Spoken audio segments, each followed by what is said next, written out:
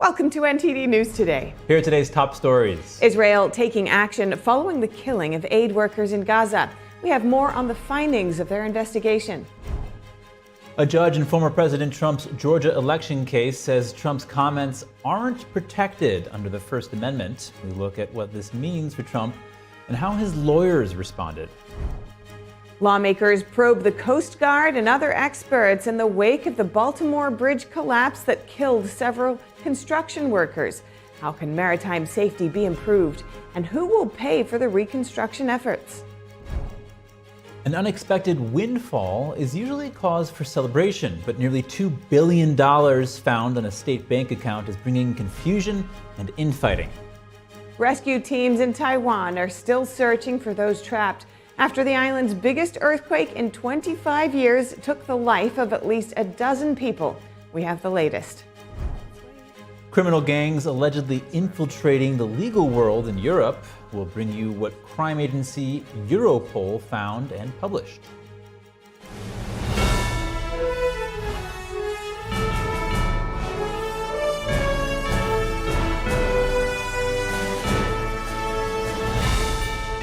This is NTD News Today, live from our NTD Global Headquarters. Here are Stephania Cox and Chris Beers. Breaking news, just moments ago, a magnitude 4.8 earthquake hit the Northeast. Shakes could be felt from Philadelphia through New Jersey to New York City right here, reaching to Connecticut and beyond. According to the U.S. Geological Survey, the earthquake was centered in Lebanon, New Jersey, and was magnitude 4.8. Damage and injuries are yet unknown, but likely to be light. Reports say New York Mayor Eric Adams has been briefed. We will keep you updated throughout our show. And we have the latest updates next from the Israel-Hamas war. The Israeli military just dismissed 2 officers for their roles in drone strikes that killed 7 aid workers in Gaza. The military also reprimanded 3 other officers. According to the military's own investigation, the officers mishandled critical information and violated the Army's rules of engagement. The investigation found that a colonel had authorized the drone strikes on the convoy based on observation by another officer that someone in the convoy was armed. World Central Kitchen called the investigation and disciplinary actions important steps forward, but said more needed to be done.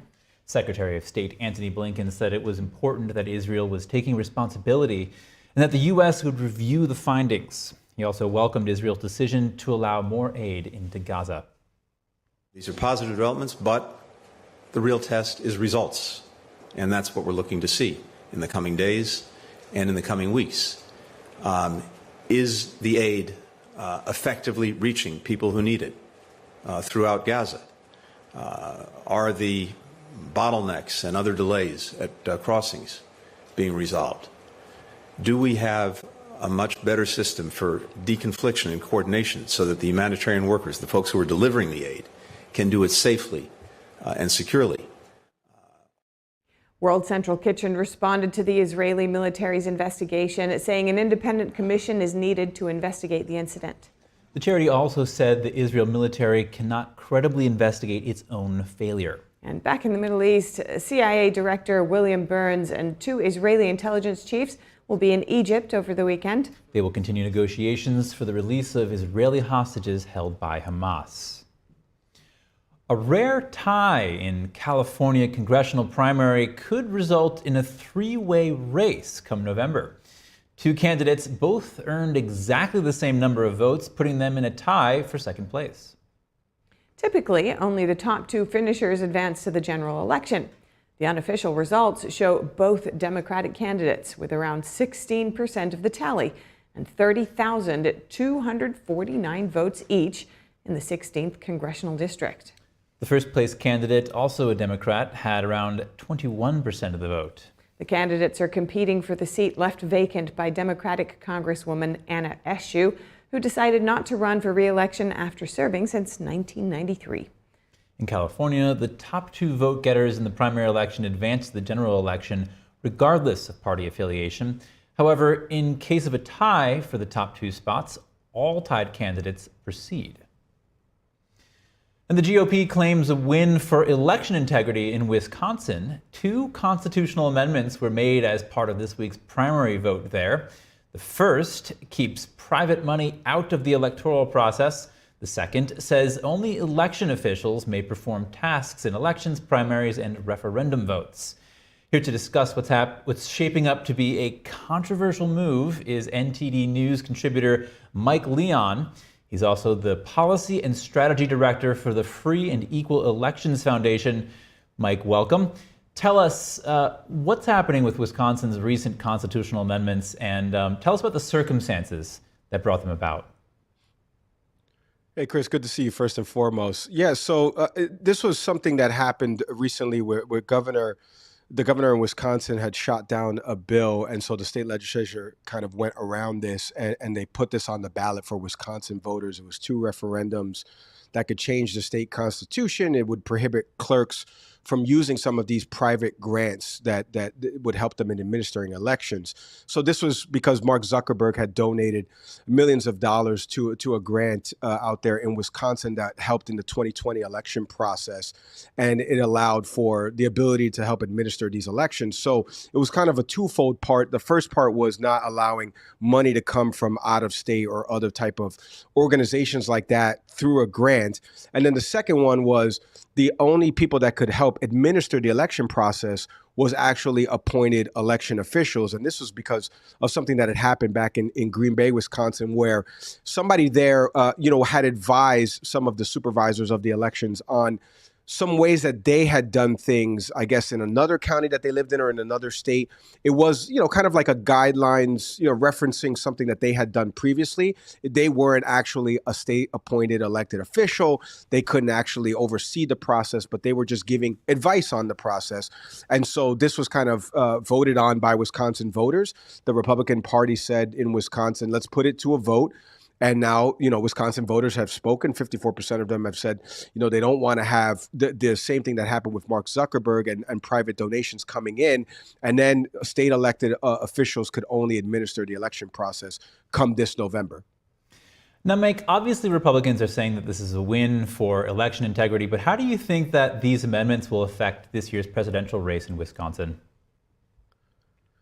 Well, I think the biggest takeaway for me, and we're kind of seeing it not only in Wisconsin, but in other states, is there's this question about how elections are administered. There's always been, the federal government doesn't have a national day for election day, right? We don't get the day off. Some states, you still have to go to work, and then you still have to figure out how to vote. We have 50 different states running 50 different ways to administer elections. So my biggest takeaway from this is that Wisconsin said, look, we want to keep the process to only state elected officials. The Democratic Party is saying there that this will hurt because the way the money was used first from the Zuckerberg grant was to help some of these other counties with equipment and things like that. But the second part of it, back to that Green Bay official, it was really, this person is not part of supervising the elections in this county or this locale. So they shouldn't be allowed to be part of the process. It should only be people that are appointed at the state level to administer this. I agree with that second part. I do agree that there should be a process in place that's emanating from the state on down in the way that Wisconsin voters feel safe in terms of being able to vote on this and not have anybody else, kind of interrupting in the process. The dark money part of this, which is what Republicans were saying about the Zuckerberg part of this, you wouldn't want money coming in from any other, whether it be Democratic or Republican institution, coming into the state where you live in, and these are out-of-state folks. So those are the two things that I think Wisconsin voters, look, you put it up to the voters, Chris, at the end of the day, right? That's what we want. Voters to be a part of this process. They were able to be a part of this process, had their voice heard, and they said no to both of these things. Mike, I want to get your take on this. USA Today says that claims that Mark Zuckerberg's donations benefited Democrats are actually conspiracy theories. What's your response to that? Well, I don't know about all that because I do know that the Zuckerberg money, and again, this was in 2020, so the money that the way the Wisconsin state officials or the folks that were supervising elections across the different counties, they say the money went to over 200 counties. It helped with absentee ballot process. It helped with some other polling place locations and stuff like that and the equipment that they were using. So again, you want transparency with this. When large sums of money are coming in from a grant and it's being administered, you want a transparency effect on this. Why is the money coming in? What is it being used for? And I think Republicans in Wisconsin, not speaking for them, but I think what they were after was, look, let's take money out of it coming into our state. This person doesn't live in the state, has no affiliation to the state. Facebook has no offices in the state or anything like that. Maybe they have some remote employees. Why bring that money in? And then the second part of it is, why can't we just have a process where state appointed officials are the ones supervising these elections? And I think we should all agree on that, to be honest with you. All right, Mike Leon, NTD News contributor and Policy and Strategy Director for the Free and Equal Elections Foundation. Thank you so much again. Thanks, Chris. And former President Trump is facing a few setbacks in his legal battles. Judges in Georgia and Florida rejected Trump's bids to have his cases dismissed. Thank you all. Please be seated. Fulton County Judge Scott McAfee upheld the criminal indictment against Trump in the Georgia election case on Thursday. The judge rejected the argument that Trump's challenge of the 2020 election was protected under the First Amendment. McAfee said Trump's election claims don't fall under the category of protected speech because they are alleged to have led to criminal activity. Trump lawyer Steve Sadow said he respectfully disagrees and would continue looking into First Amendment challenges. The judge did not set a date for the trial. Also on Thursday, the federal judge in Trump's classified documents case denied a motion to dismiss charges. Trump's attorneys argued he had the right to take classified documents with him after leaving office. Judge Eileen Cannon said this argument was not grounds to dismiss the case, but will allow Trump's lawyers to use the argument as a possible defense during trial. Prosecutors denounced Judge Cannon for that order. They allege the documents relate to U.S. military and intelligence and cannot be construed as personal. And in New York, State Attorney General Letitia James is questioning Trump's $175 million bond. Trump posted a reduced bond of $175 million while appealing a $454 million fraud judgment. The bond prevented the state from seizing Trump's assets, but now Trump must prove the surety company he used has enough assets to pay if his appeal fails. A judge will hold a hearing over this on April 22nd. Trump has called all criminal indictments against him politically motivated. The Supreme Court is set to hear arguments this month about whether Trump has presidential immunity in his federal election case. So far, only the so-called hush money case is set to go to trial before the November election. Jeremy Sandberg, NTD News. Former President Trump says Truth Social's performance is amazing and its fundamentals are very solid. Trump criticized what he called the media's fixation on the company's $58 million loss last year. The former president said yesterday the company has over $200 million in cash and no debt. Official first quarter financial information for Trump Media and Technology Group, the parent company of Truth Social, isn't available yet. Trump's remarks come after a turbulent week for Trump Media. Its stock price soared above $79 per share on its first day of trading. It is currently trading around the $45 mark. Up next, 2 college students reportedly smuggled a pound of fentanyl into the U.S. What they say about how they've been tricked by a cartel. And the Attorney General says it's discrimination. Nassau County says it's protecting girls' sports. A New York judge makes a ruling in a controversial sports case. More in just a moment here on NTD News Today.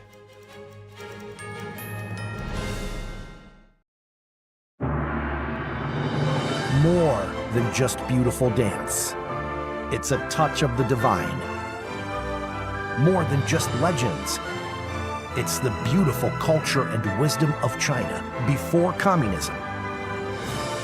More than just a performance. It's an experience that awakens the soul. Lincoln Center, NJ-PAC, State Theater, Purchase, and Stamford. Starting March 28th. Tickets at shenyun.com. Is deep-sea fish oil really healthy? Due to pollution in the oceans, most fish contain heavy metal elements and radioactive substances. That's why it's so important to choose a pure source of omega-3. Puritan Green Vegetable Omega-3 is made from purslane and perilla seeds, which are rich in nutrients and minerals, especially vitamins A, D, E, calcium, and iron. With natural processing and no harmful chemical additives, it has more than 90% concentration of omegas 3, 6, 7, and 9. It effectively improves brain power and is beneficial to the heart's health. Puretang Omega-3 does not smell of fish and contains no pollutants, so both adults and children can safely and easily consume it over a long period of time. Puretang Green Vegetable Omega-3. Greener, healthier, and more effective. Visit puretang.com to learn more.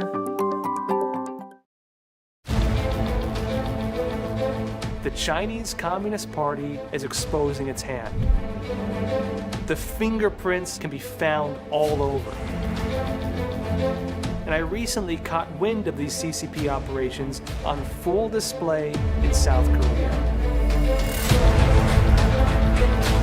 The top 13 theaters all rejected Shen almost simultaneously. What makes the case in South Korea so different? And how does the CCP extend its influence into other countries? Now, for the Chinese Communist Party, this is warfare. War being waged here isn't being done through tanks and bombs, but instead through the invisible forces of culture and ideology. They also revealed a hidden war.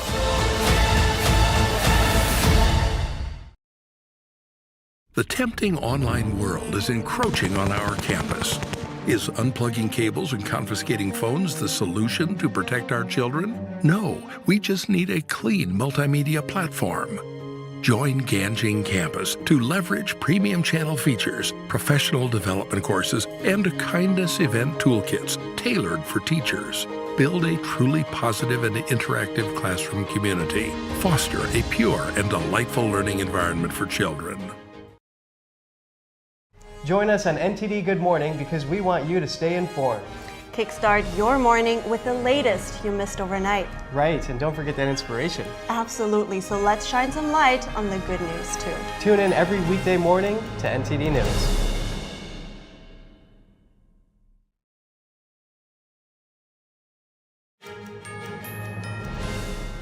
Welcome back. The governor who usually sends illegal immigrants to New York City now speaking in New York City. Texas Governor Greg Abbott was in the Big Apple for a Republican gala last night. At the event, Abbott talked about transporting illegal immigrants to New York. He recalled how he used to send them only to D.C., but he said New York City Mayor Eric Adams started saying Texas is busing immigrants to New York. Abbott says that's when he thought, if I'm going to get criticism, I'm going to get the credit. So he started sending immigrants to New York City, too. Before last night's event, New York City Mayor Eric Adams said New York is treating immigrants with dignity and respect, suggesting Abbott should do the same. As of late March, Texas sent almost 110,000 illegal immigrants to sanctuary cities. That includes over 40,000 to New York City. And 2 college students reportedly arrested for smuggling a pound of fentanyl into Texas. A cartel hired them using ad postings on social media. The El Paso Times reports that the 2 suspects live in the Mexican city of Juarez, which is right next to El Paso, Texas. They have student visas and regularly drive into the U.S. for their classes. The young man and woman claimed they were hired to transport money, but what border authorities found was a pound of fentanyl reportedly hidden in the car's door. It's not uncommon for cartels to post job ads for money couriers. They deceive people by saying that it's for businesses which exchange foreign currencies. Border smugglers generally get paid a few hundred to a couple of $1,000s. And Democrats in Maine appear determined to advance a gun control measure. Nearly 1/3 of people in the state were without power this morning, and most of the legislature's work is postponed after a major storm. One of the few things still happening in a public hearing on a so-called red flag law. The bill would allow a family member or the police to request a crisis intervention order. If the order is granted after a court hearing, the person would be prohibited from possessing or obtaining firearms. The proposed law is in response to an October 2023 shooting in Maine where 18 people died and 13 others were injured at a bar and a bowling alley. The killer had been treated for mental health problems, including hearing voices and threats to shoot up a National Guard base. Opponents of Maine's proposal say it goes too far as it allows for emergency orders in which a judge could act without notifying the person. And a judge ruled that New York can continue legal action against a county outside New York City that has banned men who identify as women from women's and girls' sports teams. The judge rejected Nassau County's request to stop Attorney General Letitia James from taking action, saying the county failed to demonstrate irreparable harm. The ruling doesn't settle the ban's legality, which will be decided at a later date. Last month, James sent a letter demanding the county to remove the ban, saying it violates New York's anti-discrimination laws. Nassau County responded with a federal lawsuit seeking affirmation of the ban's legality and to prevent James from intervening. The ban prohibits boys or men who identify as women from competing on girls' or women's teams. And part of a crane fell onto a bridge in Fort Lauderdale, Florida yesterday at the start of evening rush hour traffic. Authorities say one construction worker fell to his death when a platform holding equipment collapsed. Officials say 3 people were injured. The crane platform crushed one vehicle and damaged another. It also gouged a hole in the bridge surface. Emergency responders took a man and a woman from separate vehicles to the hospital with minor injuries. A third person declined to go. The Fort Lauderdale fire chief stated the crane was lifting the piece onto a building under construction when it suddenly dropped, taking the construction worker down with it. The fire chief says the cause of the accident was under investigation, with the bridge closed for repairs. And Congress is holding its first hearing since the Baltimore bridge collapsed today. President Biden has already said the federal government will pay the cost of reconstructing the bridge. That would violate federal law because local and state agencies are statutorily responsible for such expenses. So far, the Department of Transportation allocated $60 million toward rebuilding, calling it a down payment. Let's tune into that hearing now. In Houston, and about 82% of the general cargo handled in the Port of Houston and out ports in Texas. We employ over 3,300 company and international longshoremen union labor and operate on an average about 1.65 million man-hours annually. On port safety. How's it going? It's fine. At CPA, safety drives everything we do and is led by the participation of all personnel. A safe workplace will result from positive attitudes, behaviors, and beliefs of our CPA team. We strive to create a healthy and injury-free environment for all employees and visitors to our facilities and operations. We measure our business success by safety excellence and will never waver in this commitment.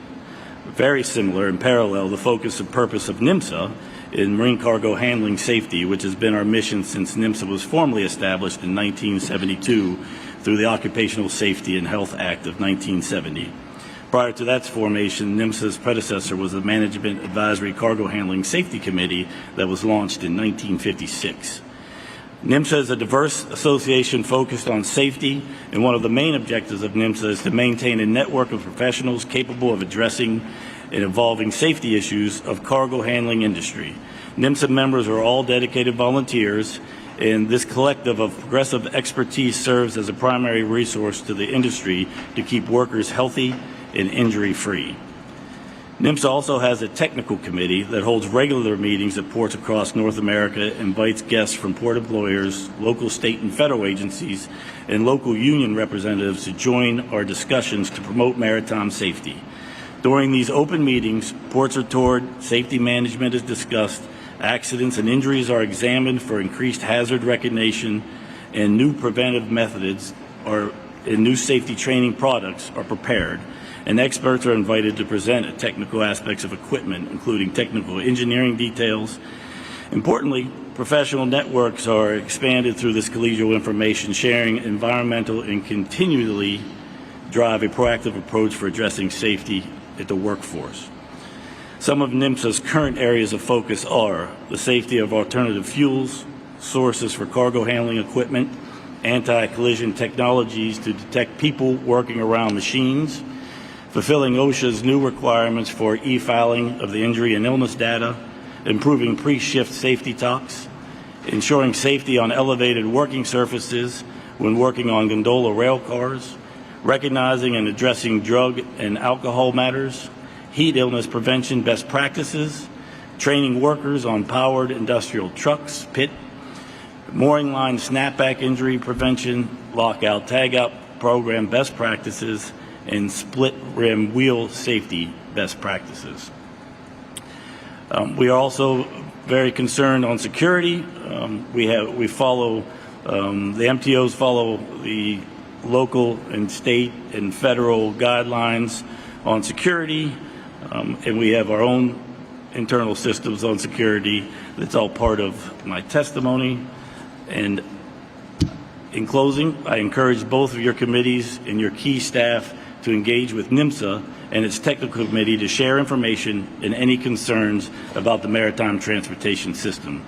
I would also like to extend an invitation to committee members and your staff to come visit our terminals in Texas and meet the hardworking people that keep cargo moving and play an integral role in our supply chain. Our industry experts stand ready to answer any questions you may have, serve as a resource on any safety-related matters, and assist you in any way we can. Thank you for providing me with the opportunity to be with you at today's field hearing and share my perspectives on critical safety and security issues. Again, I appreciate the attention of your two committees on ensuring the safety of security of U.S. ports, marine terminal operators, and all the workers we employ in our maritime supply chain. I welcome any questions. Thank you. Thank you all for your testimony. We now turn to the questions for the third panel, and I recognize myself for 5 minutes. Mr. Fowler, given the large range of vessels that Crowley operates, are there any categories on the shoreside part of this that are lacking and that they don't quite meet the needs that are necessary? Thank you, Mr. Chairman. I appreciate the question. I want to make sure I answer your question adequately, specifically as it relates to the shore side. How can I direct my response? Well, just from the, are there certain services that are lacking in being provided? Thank you. I appreciate the question. So Crowley operates many different types of vessels, right? We operate container vessels, we operate petroleum and chemical transportation vessels, we operate general cargo vessels, we operate government vessels.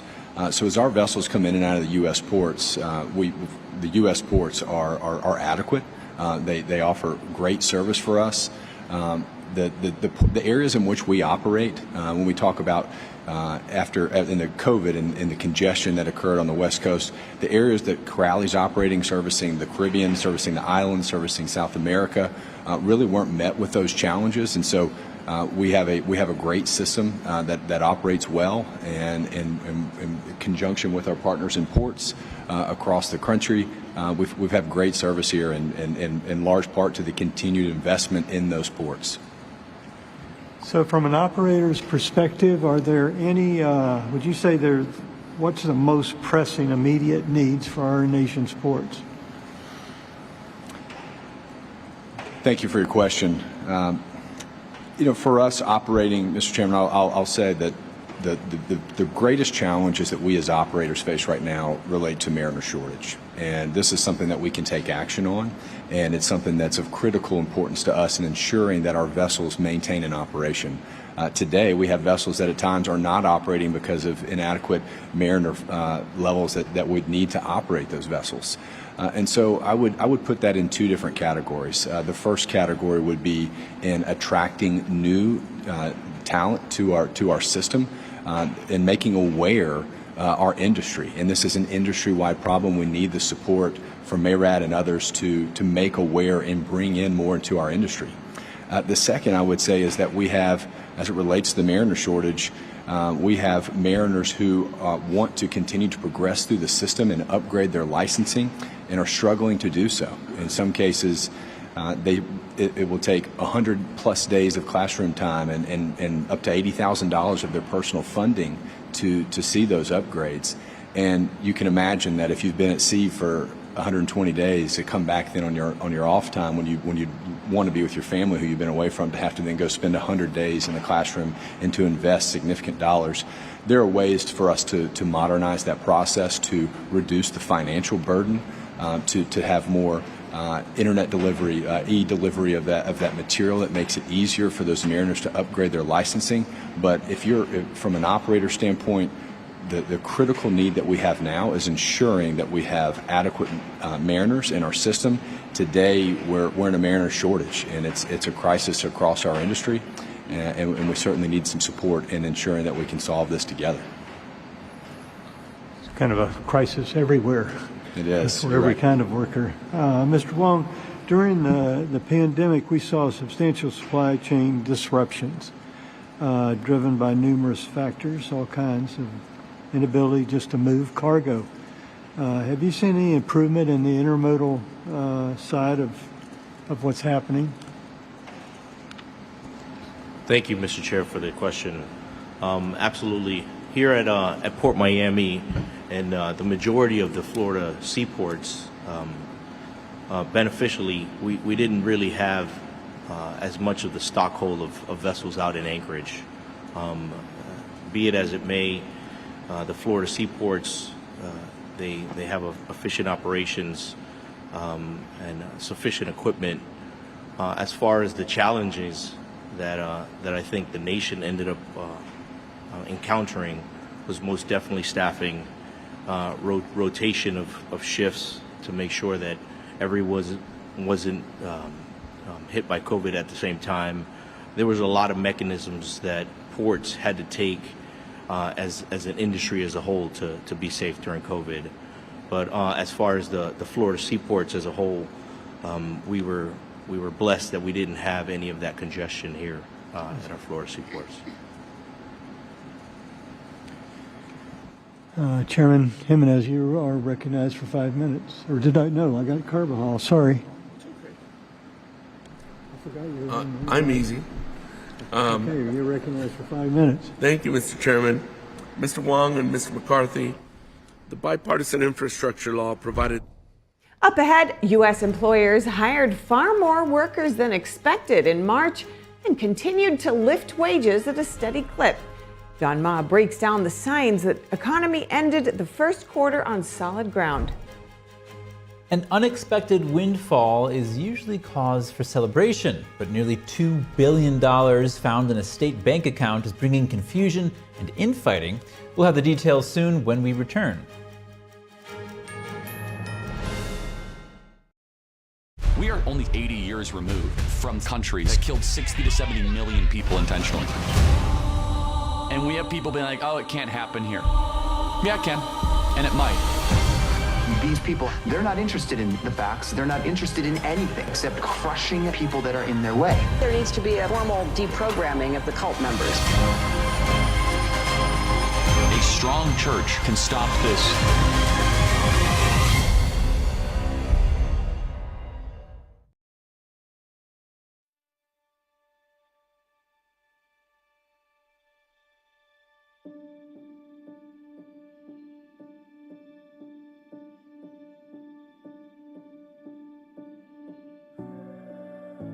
One in 5 children worldwide are faced with the reality of living without food. No family dinners, no special treats, not enough energy to play. All around the world, hunger is affecting children's physical and mental health. Toddlers are suffering from acute malnutrition, which stunts their growth. Kids are forced to drop out of school so they can help support their families. Conflict, inflation, and climate have ignited the worst famine in our lifetime. And we are fed up. Fed up that hunger devours dreams. Fed up that hunger destroys joy. Fed up with the fact that hunger eats childhood. Help us feed the futures of children all over the world by visiting getfedupnow.org. For as little as $10 a month, you can join Save the Children as we support children and families in desperate need of our help. Now is the time to get fed up and give back. When you join the cause, your $10 monthly donation can help communities in need of life-saving treatments and nutrients, prevent children from dropping out of school, support our work with communities and governments to help children go from short-term surviving to long-term thriving. And now, thanks to special government grants, Every dollar you give can multiply up to 10 times the impact. That means more food, water, medicine, and help for kids around the world. You'll also receive a free tote bag to share your support for children in need. Having your childhood eaten away by hunger is unimaginable. Get fed up. Call us now or visit getfedupnow.org. When I was growing up, my mom was extremely tidy. We were trained to put things back where we got them from.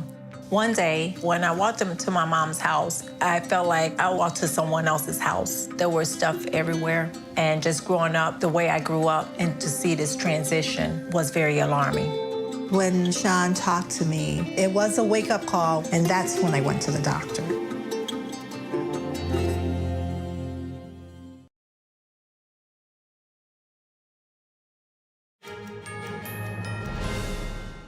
Next, we're tuning back into a congressional hearing on the Baltimore bridge collapse. This hearing comes after President Biden said the federal government will pay the cost for reconstruction of the bridge.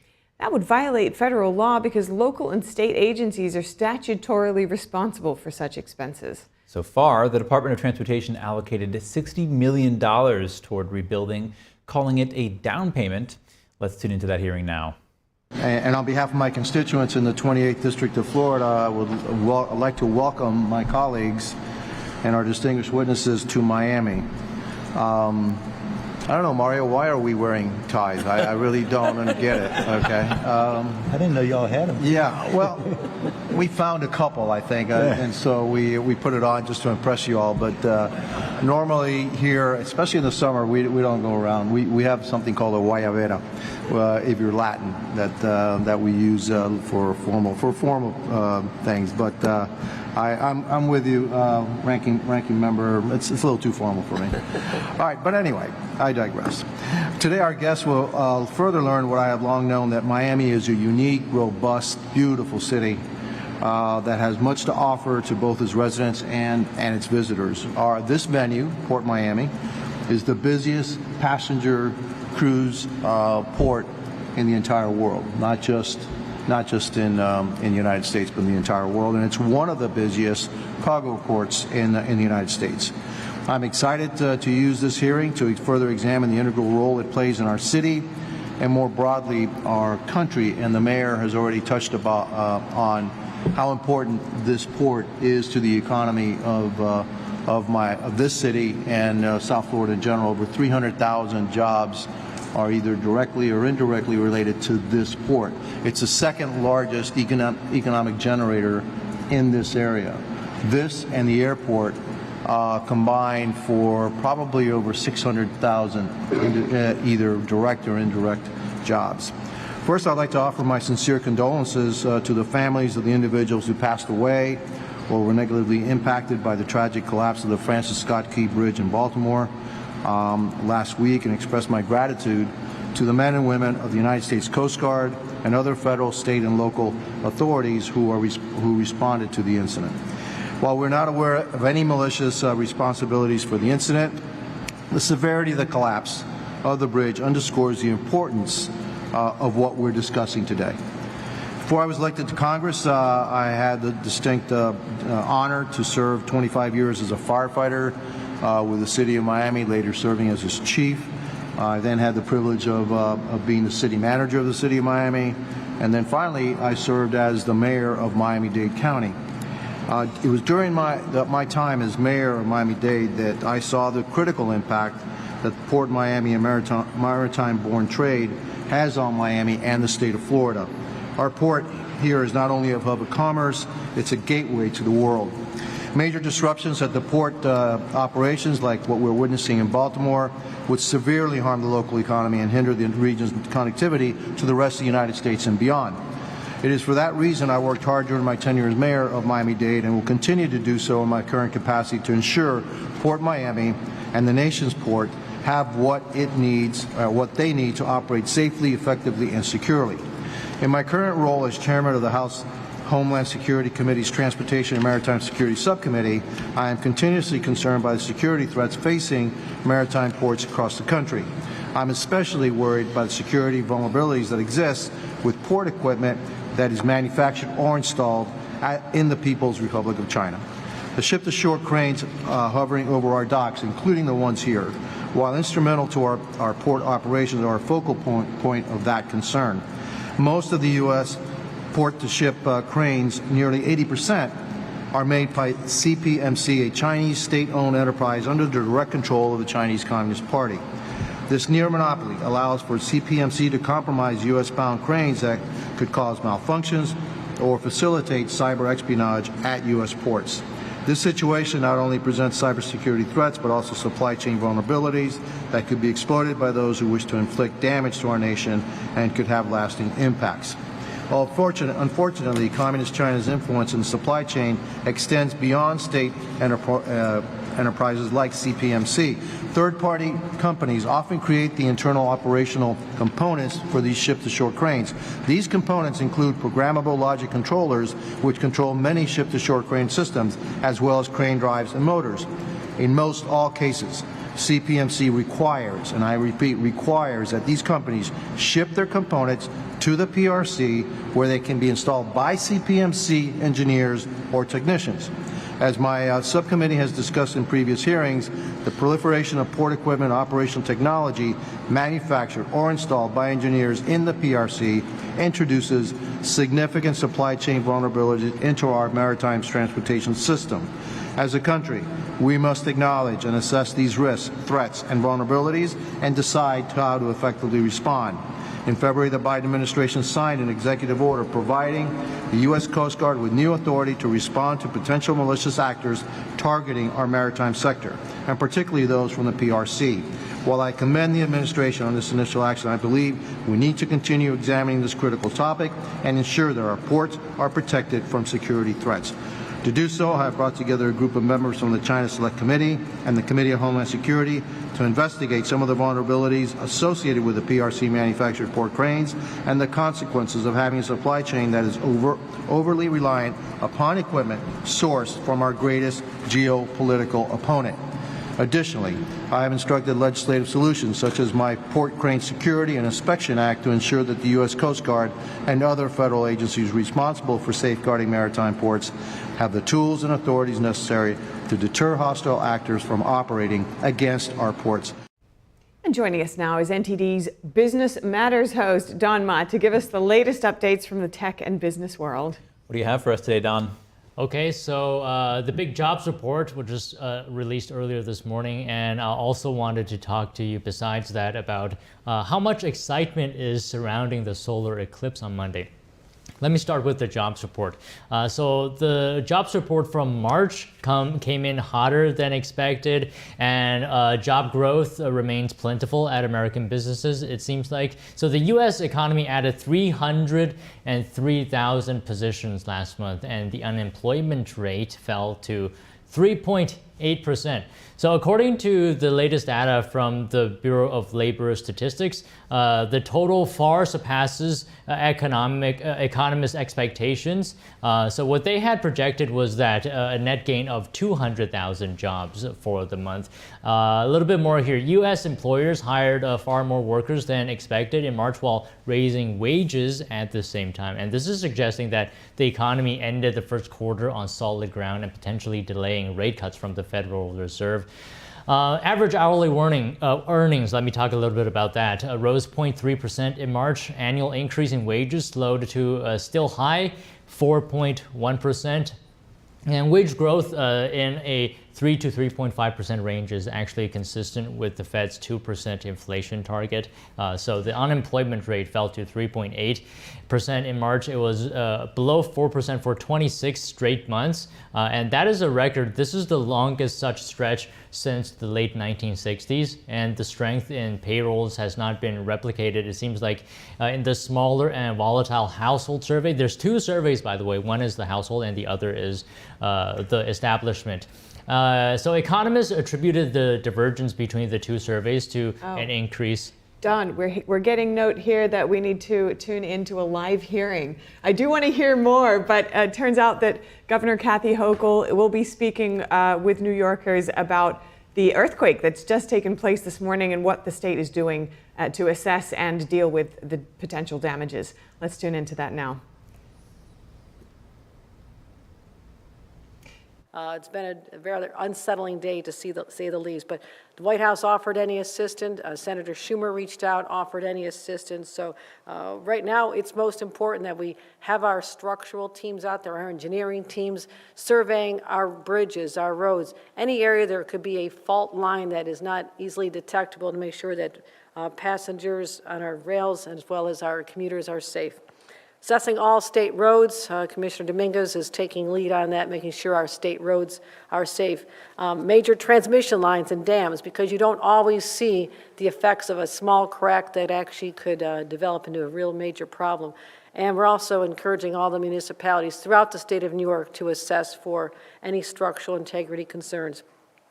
At this point, heading into an hour and a half after the effects, we've not identified any life-threatening situations, but we are certainly asking our local law enforcement and emergency services teams to be on guard for that as well.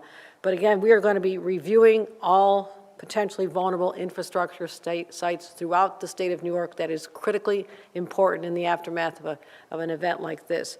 Now, again, I have a few safety tips because New Yorkers are not accustomed to having earthquakes in our state, and everyone should continue to take this seriously. If there is an aftershock, people are encouraged to drop and to cover and to hold on. Drop to the floor, cover your neck, and hold on to something that is sturdy. Take caution near any damaged buildings. Again, we don't have reports of damaged buildings at this time. It is very early in the assessment process. But if there is an after effect, please stay away from buildings, that, especially our high rises. If you hear shifting or any noises, unusual noises, leave your home. Go outside. You are safer there than in a building that could be crumbling around you. Inspect your home for damage. Check walls, floors, doors, windows, staircases. And if you see any damage at all, you may need to relocate while the event is going on. Again, check your own gas lines and water lines to make sure that your family is safe. So stay connected and informed. I will say this, especially with all the national news about what happened in Taiwan with that deadly earthquake just this past week. I think there's a high level of anxiety around earthquakes. The magnitude, which Catherine Garcia and Commissioner Bray will explain, that was a 7.4 magnitude in Taiwan. Again, we are 4.8, and they'll explain the difference. But that's why we're going to continue to take this very seriously and make sure that we continue to update all New Yorkers. So Catherine Garcia, our head of state operations, you'll hear from first, and then Commissioner Jackie Bray, head of Homeland Security. Thank you. Thank you, Governor. I want to reiterate that we have no reports of damage at this time, and that immediately all of the infrastructure agencies activated their policies and procedures to deal with this, because while highly unusual in the state of New York, we do actually have fault lines. This was significantly bigger than ones that are typically felt in the state of New York or occur and actually are not felt. That is because earthquakes happen on a logarithmic scale, which means that a 3.0 is 10 times worse than a 2.0. So a 4.0 is 10 times easier than a 5.0. So every one of those makes a significant difference in what you will experience and what the damage could be. In addition, we are also tracking whether or not there's any increase in hospitalizations, as well as whether or not there's any increase in vehicle accidents that has not been reported at this time. Thank you. Commissioner Bray. Not much to add about the governor and Director Garcia covered it. I would say we did see an overloading of cell circuits in the New York City area immediately after the event. We've been in touch with AT&T, Verizon, and T-Mobile. Their networks are clear now and back up and working, and we have opened the state's Emergency Operations Center. We're at a level 3 to monitor impacts and reports that come in. We've seen one gas leak in Rockland County, but other than that, there don't seem yet to be major infrastructure impacts, but we are in touch with the counties. We'll stay in touch with the counties all day. Thank you. Governor, has there been any contact with the Indian Point facility in Westchester and any concerns there? That's part of our analysis of all critically important infrastructure. So yes, the communication has gone out, correct? Yeah, we're in constant touch with both that facility and our other facilities. There's no damage reported at Indian Point. We wouldn't expect damage at this time, and we're in touch with Westchester, and we'll stay in touch with Westchester. Governor, can you just say what you were doing at the time that it hit, and what you felt and what was going on? No surprise to anybody here in the Capitol. I was meeting with my senior team, talking about their late night working on the budget, and we were talking about how we're going to move the budget forward today. So literally sat in the room next door. People felt different degrees of movement in the room, surprising, and all of a sudden everybody's cell phones start lighting up and describing what it was. So we were literally right here working on the budget and getting a budget done that includes a once-in-a-lifetime housing package may be the only excitement event we expected this week. So this was rather unanticipated. You cannot plan for this. There's no early warnings. There's no weather service that can tell you an earthquake is imminent, and that's why everybody was caught off guard. But fortunately, here in the state of New York, we are masters of disasters. We know how to handle this. From unexpected snowstorm just a couple days ago, everybody's anticipating massive crowds for another celestial event on Monday with the total eclipse pathway going through large parts of our state. So my point is, we're always ready. We have planning in place for all of our teams activate instantaneously, and I feel very comfortable about that. But again, these are emerging situations. It could be over, but also there could be another effect, and we have to be prepared for that and warn New Yorkers to be particularly vigilant in the days following an original earthquake. Governor, I assume your team has analyzed the aftershock forecast. What do they show? What should we anticipate? Commissioner Bray, the former head of one of the heads of the National Weather Service. Is this something you can predict? No, we don't predict earthquakes. We don't predict. The aftershocks aren't predictable, and so we'll see. Obviously we'll monitor USGS's information, but we're not looking at, these aren't forecastable events. Governor, one more on the ground stop at JFK and the airports. Is there a timeline for how that gets? We just spoke to them. Do they have a timeline? None of that? Okay, on the ground stop. We don't have a timeline yet. What they're doing is really confirming that the air traffic control towers are safe to operate in. So as soon as we know, we'll make sure that that's public information. Which airports were those again? I'm sorry. JFK and Newark. Not LaGuardia? Not LaGuardia. Why not LaGuardia? Why not LaGuardia? Because they've redone they have a more recent, I'll let Catherine explain. We're getting more information, but we suspect it is because they were renovated more recently and meet higher standards. Thanks, everybody. All right, thank you very much, everybody. Appreciate it. Any meeting with the legislative leaders today on the budget? That'll certainly happen over the weekend. Coming up, rescue teams in Taiwan are still searching for those trapped after the island's biggest earthquake in 25 years took the life of at least a dozen people. We have the latest. And amid high tensions between Russia and the U.S., the Kremlin says strategic security issues, including space-based weapons, are a great topic for resumed talks. More shortly here on NTD News Today.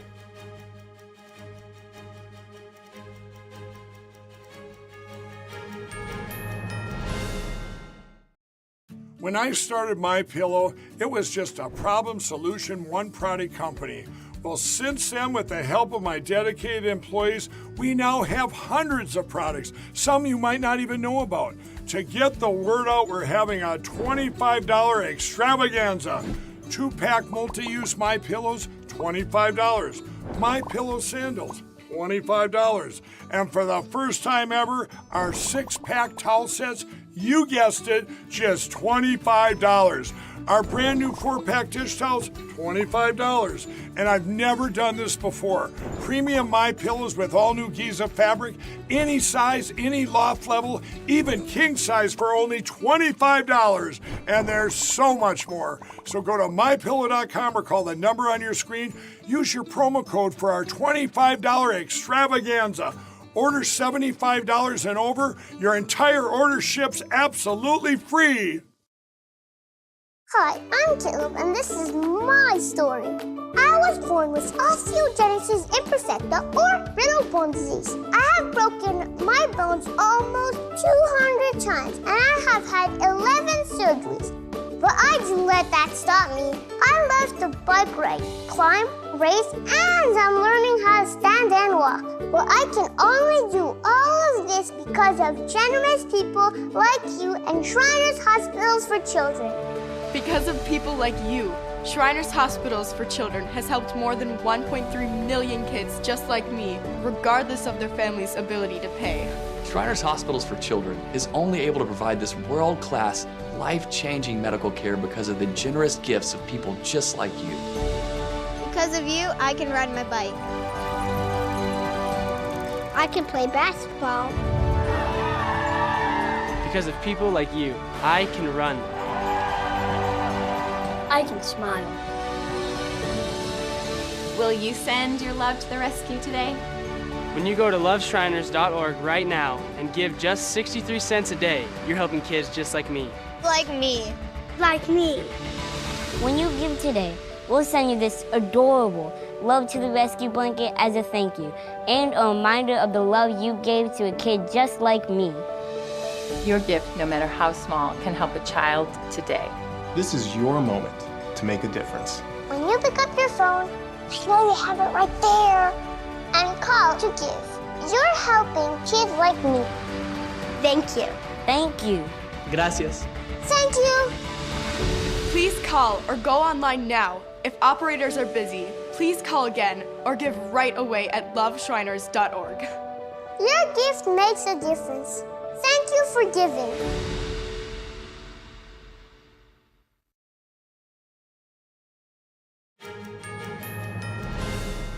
Welcome back. The death toll from the powerful earthquake in Taiwan has risen to 12, and more than 1,000 people were injured. Rescue efforts continue in the epicenter of Hualien County. Several hundred people remain stranded, and a dozen are missing after vital highways were damaged. They include a family of 5 feared trapped in a rock slide in Taroko National Park. It's a tourist attraction in Hualien, famous for its rugged mountainous terrain. Several people were killed inside the park as the earthquake hit. This morning, the Hualien County Government Search and Rescue Center reported that 2 people were missing, a man and a woman, and 3 foreigners were missing, 1 Canadian and 2 Singaporeans holding Australian passports. A total of 13 people have been missing so far. Drone footage shows the devastation in the national park. Rescuers face the threat of further landslides as they search for the missing. And in the urban areas of Hualien, authorities have begun demolishing a severely damaged building. The city government is in contact with residents to arrange how to retrieve valuables from the building during or after demolition. The mayor of Hualien City said that reconstruction will rely on charitable donations. Before we head into the break, we have an important announcement about a change in our airtime. Starting Monday, April 8th, NTD News Today will run from 10 a.m. to 1 p.m. Eastern, bringing you 3 full hours of news coverage and analysis. But for round-the-clock updates and more content, visit ntd.com or download our NTD app.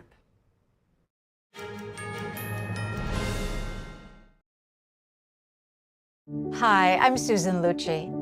I never thought about heart disease until I had my own heart event. I had heard many times that heart disease is the #1 killer. It went in one ear and out the other, frankly. I never had a health issue. I felt this slight pressure on my chest, just slight. But a few days later, while shopping at a boutique, that pressure returned, much stronger. By the time I got to the ER, the doctor decided to give me a CAT scan. He said, "I don't think you understand. You are on the verge of a heart attack." I had a 90% blockage in my main artery and a 75% blockage in the adjacent artery. I received 2 stents in my arteries, stents developed through research funded by the American Heart Association. Those stents saved my life. That's why I'm in front of you today, asking you to join me in supporting the American Heart Association by becoming a monthly donor. Call now or go to helpheart.org. For only $19 a month, just 63 cents a day, your support now can help save your life or the life of someone you love. With you by our side, together we'll keep fighting this battle. Give $19 a month with your credit card, and we'll send you this special t-shirt that you can wear to show that you are helping save lives. I'm so grateful to the American Heart Association. Their research helped save my life. Put yourself on your to-do list. It could be the most important thing you ever do. Please, listen to your heart. The only reason I'm here today is because I did. So please call the number on your screen or go to helpheart.org now. Join me as a monthly donor today and help save even more lives.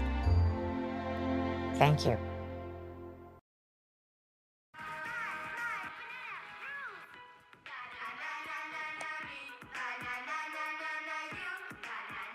Losing the fear of looking foolish comes with age.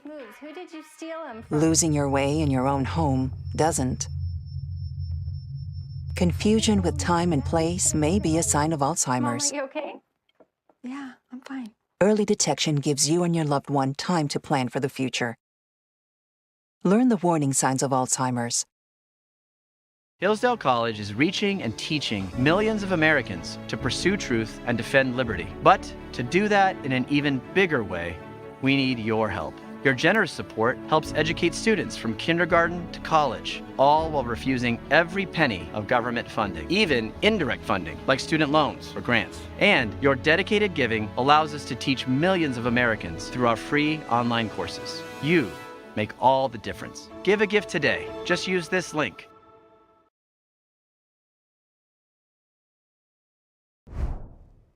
Welcome to NTD News Today. Here are our top stories. As the world waits to watch the total solar eclipse, we hear from an aerospace professor working with NASA to see what we can learn during this rare event. A magnitude 4.8 earthquake rattles the East Coast, shaking buildings from Philadelphia to New York City.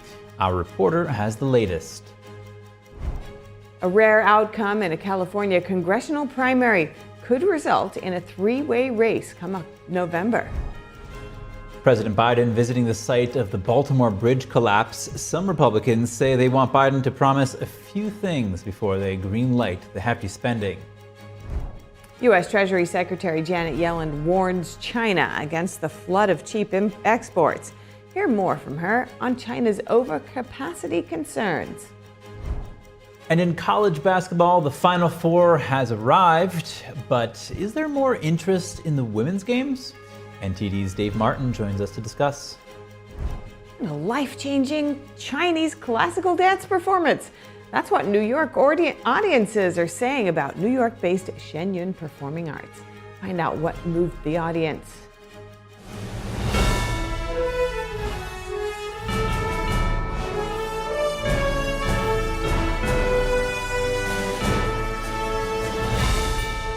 This is NTD News Today, live from our NTD Global Headquarters.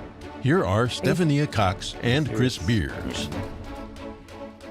To begin the show, a magnitude 4.8 earthquake shook New York City area this morning. According to the United States Geological Survey, the epicenter of the earthquake was in Lebanon, New Jersey. Our reporter David Lamb has the latest. Hi, David. How's it going? Hi, Steph. Hi, Chris. Yeah, good. Now, as you mentioned, it's a 4.8 magnitude earthquake that hit Lebanon, New Jersey, and it was even felt in the surrounding states, such as Philadelphia, which is 50 miles south of Lebanon, and New York City as well, 45 miles east. Now, I was in the station earlier around 10:23. That's when the earthquake hit New York City. I thought there was big construction going on, but people around the station, they said, yeah, it was an earthquake. It lasted around several seconds, maybe up to 10 seconds, depending on where you are. Now, we have Derek over here, who's a construction worker that's nearby our office. So, Derek, how are you doing today? I'm doing pretty good. How you doing? Yeah, I'm doing good. So, what was it like when the earthquake hit? Well, I was upstairs working, listening to my Will Smith CD, and then all of a sudden, my foreman said, "Do you feel that?" I'm like, "Feel what?" Because we're working construction. Usually this thing's moving, people vibrating, and we didn't feel it. And then all of a sudden, I start getting text messages from people in South Carolina, and that they felt it, and then people in Jersey. Yeah, so some of my coworkers didn't feel it either. Maybe they were just really hard at work. But and then what did your coworkers say about the earthquake? Oh, they thought it was something with work too. You know, in construction, a lot of things are moving, a lot of noises, and you know, but everything was all right. It was okay. You know, but we were a little nervous, you know, for a second. Yeah. Okay. Yeah. I mean, have you ever felt an earthquake in New York City before? Maybe 10 years ago, out in Staten Island. I had an old car. My car was like vibrating. I thought it was because of the car, and it was an earthquake. People started running out of the shops, you know. But I'm in local 638 and Steam Fitters Union, and so I'm used to like, you know, a lot of shaking and moving and grinding, you know. Yeah. Yes, sir. So I'm from California, where there's lots of earthquakes. I remember when I was in a car, it felt like I literally thought someone was outside shaking the car, playing a prank on us. But we got out, and I literally saw the road just like undulating. But yeah, so Derek, can you say your title one more time? Derek, Steam Fitter, local 638. All right, Derek. Thank you so much. It's a pleasure. Yeah. All right. Take care. Stay safe. Yeah. So the earthquake was even felt about 200 miles away from Lebanon, even at the border of Massachusetts and New Hampshire. So now the New York mayor and governor said that, New York City mayor and New York governor said that they are still investigating, but there doesn't seem to be any major damage, thankfully. Now, Steph, Chris, back to you. All right, David Lamb reporting for us live there in New York City. Thank you so much. Thank you, David, and thank you, Derek. And the shaking was witnessed during the United Nations Security Council meeting. A camera inside the security meeting captured the moment the tremors began. Schools normally form a spine of protection for children, a place where children can seek humanitarian services and normality.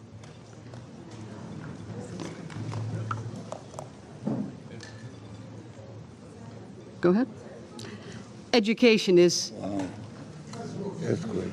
Is that an earthquake? Yeah. Well. The president of the Save the Children was delivering a speech. She had to pause her speech and ask another attendee, "Is that an earthquake?" And a major spring storm brought heavy snow, rain, and high winds to the northeast. The winds and wet snow brought down trees and power lines, leaving nearly 700,000 homes and businesses without power at one point. NTD's Daniel Monahan has a look at how different areas were affected. Maine and New Hampshire bore the brunt of the power outages, with nearly 450,000 people without power by Thursday night. Heavy snow made travel treacherous in northern New England and New York, and numerous vehicle crashes were reported. Dozens of flights were canceled or delayed, and schools and government offices closed in many towns. The strong Boston winds forced this umbrella to turn against its owner. This local resident says the punishing winds took his hat flying 30 feet into the air. And then somebody caught up with me a half a block later and handed me my hat back, so I'm very excited. Neither wind nor rain can keep this postman from the swift completion of his rounds. This woman visiting Boston for the first time said this was not the weather she was hoping for. And I'm touring in this beautiful weather. And I'm really glad I brought my umbrella with me from home. Springtime snow in Maine had some breaking out their ski gear. Well, it's special to get snow in April and to be able to get out and enjoy it, you know. The stormy weather brought misfortune for some, like the driver of this jackknifed tractor trailer off the Maine Turnpike. But some say the beauty a soft coat of snow creates in nature is undeniable. California is famous for its natural beauty. The oceanside cliff views along its iconic Highway 1 can be found on many a list. But a recent lane collapse in Big Sur, caused by drenching rains, forced its closure, preventing drivers from taking in the wonder. It eventually reopened, but a new storm on the horizon has again forced it to shut down. One of our attractions was the Big Sur, but as you can see, we got a little hiccup. The route was not expected to reopen until Saturday. If the latest hurricane predictions are correct, plenty of more extreme weather could be on the way. Forecasters at Colorado State University said Thursday that this year's hurricane season could be one for the record books, with nearly double the average number of named storms predicted this season. One culprit is the record warm Atlantic sea surface temperatures. Hurricanes are powered by warm water, and that's a lot of fuel out there for hurricanes that may form. From June to November, forecasters predict 23 named storms, including 11 hurricanes and 5 Category 3 or higher major hurricanes. It's the most active April forecast ever issued. On average, there are 14 named storms with 7 hurricanes, 3 of them major. Daniel Monahan, NTD News. A rare tie in a California congressional primary could result in a three-way race come November. Two candidates both earned exactly the same number of votes, putting them in a tie for second place. Typically, only the top 2 finishers advance to the general election. The unofficial results show both Democratic candidates with around 16% of the tally and 30,249 votes each in the 16th congressional district. The first place candidate, also a Democrat, had around 21% of the vote. The candidates are competing for the seat left vacant by Democratic Congresswoman Anna Eshoo, who decided not to run for re-election after serving since 1993. In California, the top 2 vote getters in the primary election advanced to the general election, regardless of party affiliation. However, in case of a tie for the top 2 spots, all tied candidates proceed. Coming up, Texas Governor Greg Abbott spoke about sending illegal immigrants to New York while at an event in the Big Apple. What he said about his operation. And getting an unexpected windfall is something most view positively, but nearly $2 billion found in a state bank account has caused confusion and infighting. More in just a moment here on NTD News Today.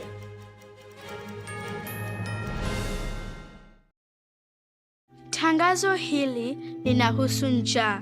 Tarajia kuona watoto wakiwa na njaa katika maeneo haya. Mambo yalikuwa bora kwa miaka mingi. Tuliweza kupigana na njaa na watoto wachache walikufa. Lakini sasa mambo yamebadilika na kwa mabaya zaidi. Hii ni kwa sababu wakati huu ukame umeangamiza zaidi. Через війни та конфлікти ми мусимо залишати наші домівки і всі наші речі. Ми навіть не маємо їжі. Тому нам потрібна ваша допомога. Millions of children are fighting to survive due to inequality, conflict, poverty, and the climate crisis. Save the Children is working alongside communities to provide a better life for children. And there's a way you can help. Please call or go online to give just $10 a month. Only 33 cents a day. We urgently need 1,000 new monthly donors in the next 30 days to help the children we support around the world. You can help provide food, medicine, care, and protection, plus so much more that a child needs, by calling right now and giving just $10 a month. Ви можете допомогти голодуючим родинам вижити. All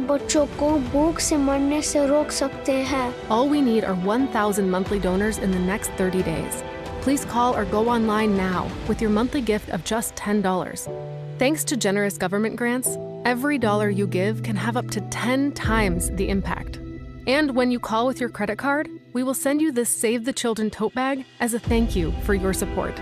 Toto kote duniani потребують вашої допомоги. Your small monthly donation of just $10 could be the reason a child in crisis survives. Please call or go online to hungerstopsnow.org to help save lives today. Looking for a healthy and smooth-tasting brew? Drop by Days Coffee Roasters today and explore our wide selection of specialty-grade small-batch roasted coffee. Home to North America's first enzyme-fermented coffee, we source a wide selection of specialty-grade coffee beans from around the world, and our baristas are ready to craft your customized brew. Visit Days Coffee at 28 North Street, Middletown, New York. Come experience a brew like no other. Adopting you was the best decision in our life. And I am so proud to call you my son.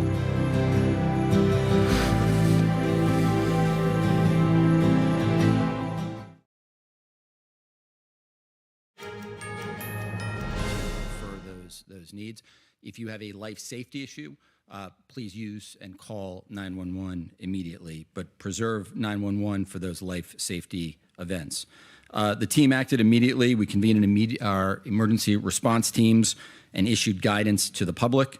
The likelihood of aftershocks remain low, but we do remain vigilant, and we ask all New Yorkers to remain vigilant as well.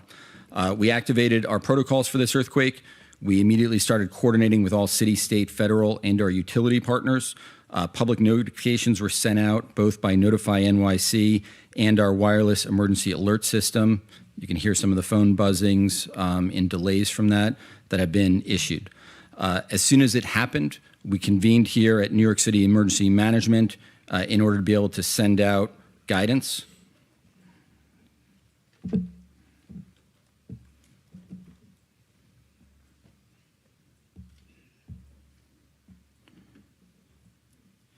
We activated, as soon as it happened, we convened here at NYSEM to send out our guidance for what happens during an earthquake, including on the possibility of aftershocks. We contacted our City Hall and agency commissioners, as well as all of our partners at the federal and state level. That also includes all of our utility partners, our transportation partners at the MTA, Port Authority, and the airports. While there is a low likelihood that there will be aftershocks, we always want to be on the safe side. So if you are outside during an aftershock, please move to an open area away from buildings, trees, and power lines. If you are driving, pull over to a safe location. We're asking people to check in on their relatives, on their loved ones, neighbors, especially the children and their other individuals. I think that this is also an incredible time just to remind us all to make sure that we're prepared. So if you are a New Yorker, if you're visiting New York, we encourage you to sign up for Notify NYC. This is available in 14 languages, including American Sign Language, over 1 million subscribers. You can sign up by calling 311. You can call up by downloading the app or by going to nyc.gov/notify. We also encourage people to make sure that they have an emergency kit and to make sure that they know the guidance for earthquakes, which, as the mayor said, to drop, cover, and to get under furniture, sturdy furniture, or in a doorway to make sure that you are safe. Please also make sure that you're checking your utilities, that you know how to turn them on and off, especially if you are a property owner. With that said, who am I turning it over to? Chancellor Banks. Chancellor Banks. I'll turn it over to Chancellor Banks for an update on the schools. Thank you. Thank you, Zach. Thank you, Mr. Mayor. Good afternoon, everyone. So the earthquake was felt across the entire city and across many of our schools across all 5 boroughs. In fact, I was at LaGuardia High School at an event this morning when the earthquake hit. I did not personally feel it, but many people in the room felt it. So first and foremost, what's most important to understand is we want to emphasize that we've received no reports of any injury to staff or students. And that's the most important thing, and safety is our top priority in ensuring that everyone is safe in our schools. Immediately following the earthquake, our teams, both within New York City Public Schools and across the city, immediately jumped into action. We've been in close and constant communication with City Hall, the Office of Emergency Management, School Construction Authority, and other agencies as well. So at this moment, there is no indication that any of our buildings were compromised. And our facility staff at the School Construction Authority are quickly and thoroughly inspecting buildings to ensure safety. And out of an abundance of caution, we've assembled all of our building response teams as well. So we've instructed all of our school principals to continue operations and dismissal as normal. We ask the school staff and families to remain calm and to model that for all of our students, all of our children. Parents do not need to pick up their child early as a result of today's earthquake. Additionally, all after-school programs will continue as planned. If conditions change, our schools will communicate directly with families. We also will post updates on our social media pages, which can be found at NYC Schools. Next, President Biden is touring the collapsed Baltimore Bridge today as the White House wants the government to pay for 100% of the rebuilding cost. But some Republicans say they won't happen without some prerequisites. Joining us now live is NTD's White House correspondent Iris Tao, who's in Baltimore for the president's visit. Good afternoon to you, Iris. What are we expecting to see Biden doing there today? Good afternoon to both of you. So President Biden is slated to give a speech right behind us at this podium, which of course you can see the background of the bridge right there at around 2:30 p.m. Eastern time. And in addition to an aerial tour, is also getting an operational update on what's being done to reopen the port of Baltimore. He's also going to meet with the families of the 6 construction workers who died during the collapse of the bridge last Tuesday. And here's the White House again reassuring federal support for rebuilding the bridge, which is the main message that President Biden will give today. Watch. The president is continuing to lead a whole-of-government approach in responding to the bridge collapse. As the president said, within hours of the collapse, this administration will be with the people of Baltimore every step of the way. It will take years and likely billions of dollars to fully repair the bridge, on which about 35,000 cars used to travel on a daily basis. While the cost of repairing the whole bridge remains unclear, President Biden has vowed to fully fund that repair cost with federal government funding. And the White House Office of Management and Budget Director Shalanda Young also sent out a letter to Congress today urging lawmakers to approve a, quote, 100% federal cost share for rebuilding the bridge. But some Republicans are voicing opposition. Members of the House Freedom Caucus today also released a list of demands, including that the cost of rebuilding the bridge must be offset by spending cuts elsewhere, and that the taxpayer money on rebuilding the bridge must be used only on repairing structural damage and not on, quote, unrelated projects. They're also demanding that the Biden administration lift its pause on LNG exports before Congress would get to consider any funding for the bridge. And while those demands are not likely to be fully supported by Democrats, it remains likely that funding for the bridge could be passed in Congress in a bipartisan manner. Back to you. Thank you for keeping us updated, Iris. The governor who usually sends illegal immigrants to New York City now speaking in New York City. Texas Governor Greg Abbott was in the Big Apple for a Republican gala last night. At the event, Abbott talked about transporting illegal immigrants to New York. He recalled how he used to send them only to D.C., but he said New York City Mayor Eric Adams started saying that Texas is busing immigrants to New York. Abbott says that's when he thought, if I'm going to get the criticism, I'm going to get the credit. So he started sending immigrants to New York City, too. Before last night's event, Adams said New York is treating immigrants with dignity and respect, suggesting Governor Abbott should do the same. As of late March, Texas sent almost 110,000 illegal immigrants to sanctuary cities. That includes over 40,000 to New York City. And 2 college students reportedly arrested for smuggling a pound of fentanyl into Texas. A cartel hired them using ad postings on social media. The El Paso Times reports that the 2 suspects live in the Mexican city of Juarez, which is right next to El Paso, Texas. They have student visas and regularly drive into the U.S. for their classes. The young man and woman claim they were hired to transport money, but what border authorities found was a pound of fentanyl reportedly hidden in the car's door. It's not uncommon for cartels to post job ads for money couriers. They deceive people by saying that it's for businesses which exchange foreign currencies. Border smugglers generally get paid a few hundred to a couple of $1,000s. And former President Trump says Truth Social's performance is amazing and its fundamentals are very solid. Trump criticized what he called the media's fixation on the company's $58 million loss last year. The former president said yesterday the company has over $200 million in cash and no debt. Official first quarter financial information for Trump Media and Technology Group, the parent company of Truth Social, isn't available yet. Trump's remarks come after a turbulent week for Trump Media. Its stock price soared above $79 per share on its first day of trading. It is currently trading at around the $45 mark. And Democrats in Maine appear determined to advance a gun control measure. Nearly 1/3 of people in the state were without power this morning, and most of the legislature's work is postponed after a major storm.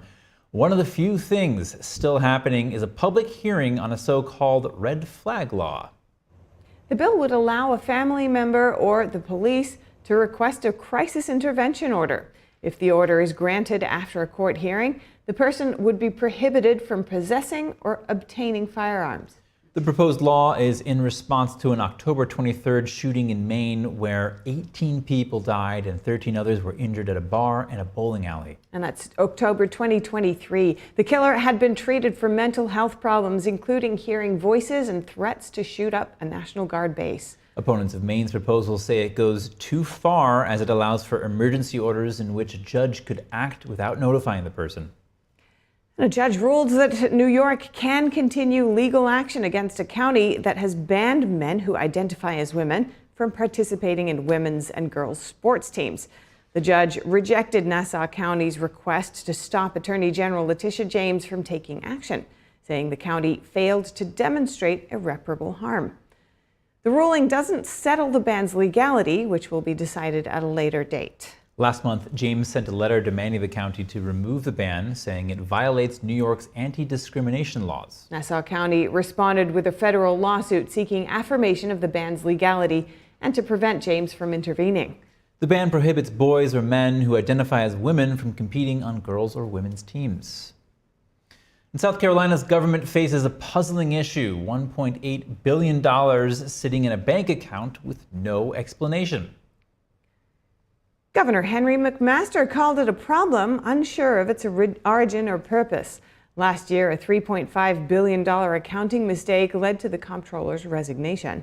Now the new Democratic comptroller and Republican treasurer disagree on handling the $1.8 billion discovery. State officials discovered the sum last October, but confusion remains about its history.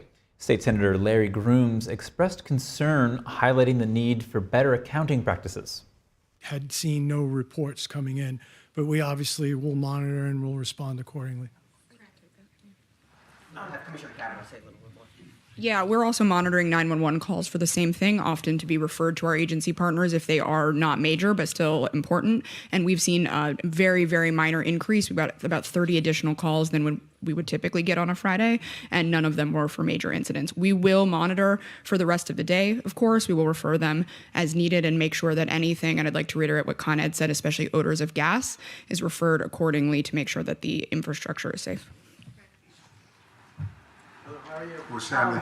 Could you walk us through what the process is of inspecting all the bridges as well as the tunnels in the subway system right now? What is the process? Kathy, come on up. Sure. You want to talk about the bridges? Sure. So good afternoon. I'm Kathy Sheridan, president of MPA Bridges and Tunnels. So we go out and do preliminary inspections. They were dispatched within about 5 minutes of the earthquake occurring. All the preliminary results came back negative, no impacts to our facilities.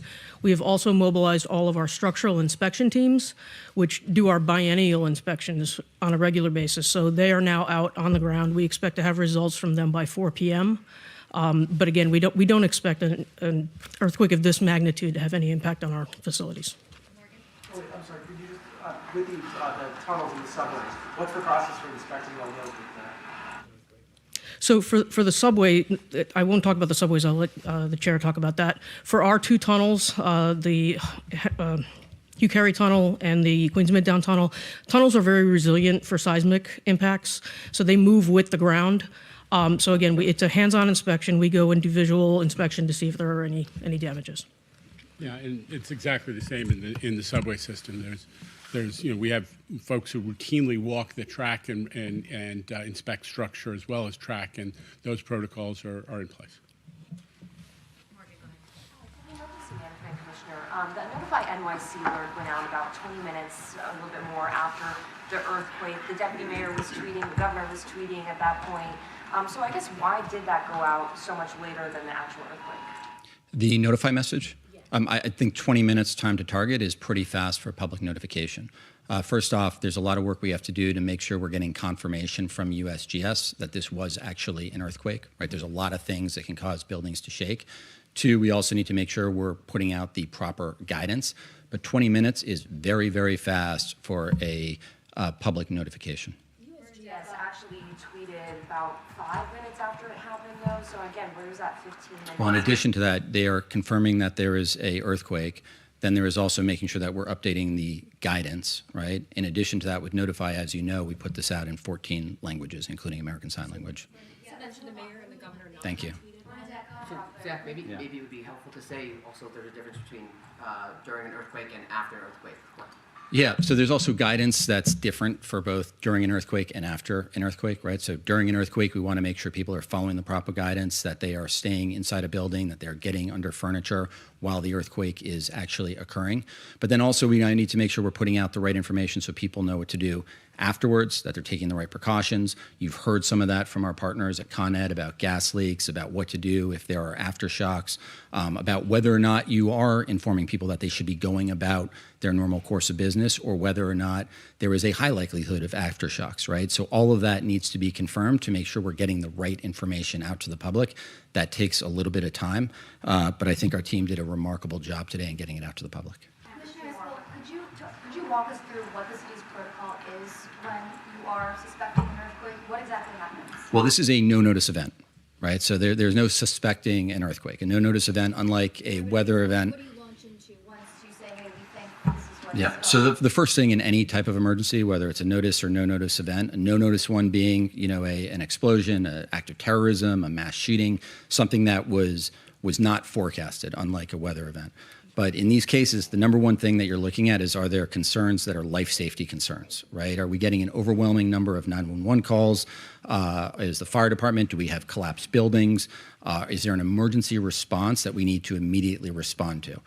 Number two is then checking in with all of our partners across the city to make sure that there are no cascading impacts that we also need to address. Are there things that, while there might not be life safety events, are there issues to our utilities? Are there issues to our transportation networks?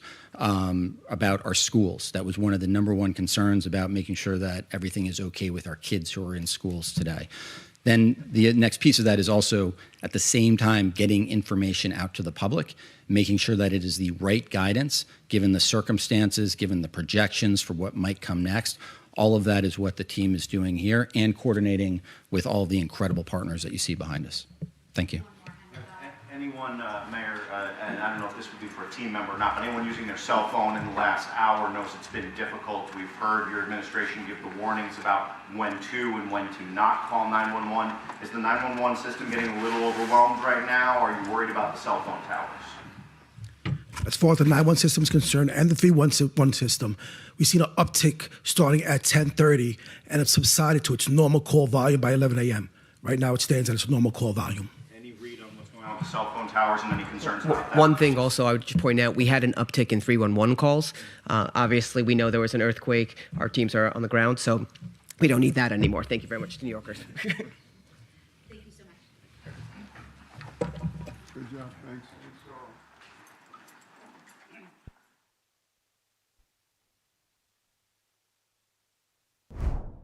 Coming up, rescue teams in Taiwan are still searching for those trapped after the island's biggest earthquake in 25 years took the lives of at least a dozen people. We have the latest. And criminal gangs allegedly infiltrating the legal world in Europe. What crime agency Europol found and published. We'll have the details soon when we return.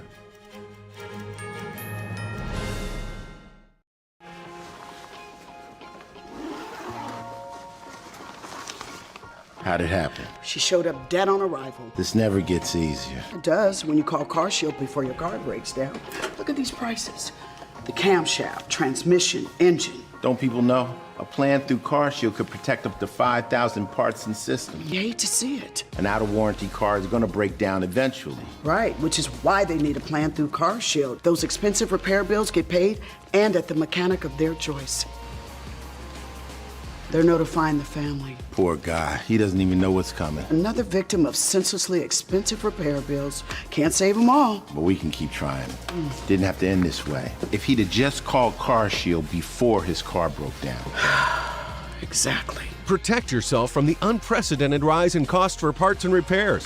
Call now to save money with your price lock guarantee. Call 800-429-5128.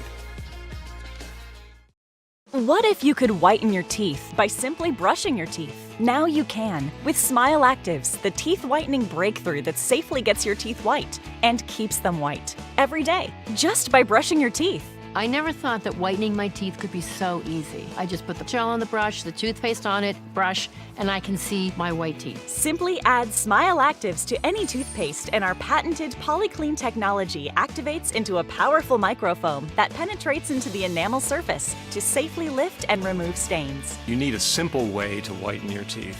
Without strips, without trays, without going to the dentist. And it was about time that a product was developed that you would be able to do that with just brushing. And now, Smile Actives is even better with new Pro Whitening Gel with 33% greater whitening power, clinically shown to whiten teeth faster, up to 8 shades. 100% of users saw whiter teeth. On food stains, coffee and wine stains, even on veneers, crowns, and dentures. I eat the blueberries, I drink the coffee, and I know that Smile Actives will keep my teeth white every day. If you could use something so easy like Smile Actives to take yellow teeth to white teeth, why wouldn't you? Why spend hundreds of dollars for whitening treatments at the dentist when now you can whiten your teeth with new Smile Actives Pro Whitening Gel every time you brush your teeth? Call or go to smileactives.com and for a limited time get new Pro Whitening Gel for just $24.95.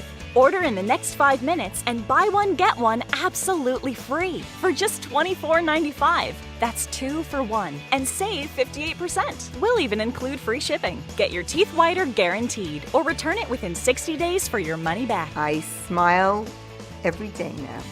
The difference is literally night and day. So now I'm always smiling, always choosing, because now my teeth are much whiter. This offer is not available in stores, so call or click now before the special buy one get one free offer goes away.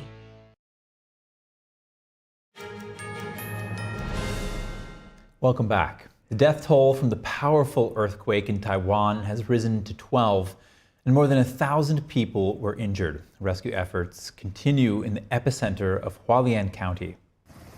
Several hundred people remain stranded, and a dozen are missing after vital highways were damaged. They include a family of 5 feared trapped in a rock slide in Taroko National Park. It's a tourist attraction in Hualien, famous for its rugged mountainous terrain. Several people were killed inside the park as the earthquake hit.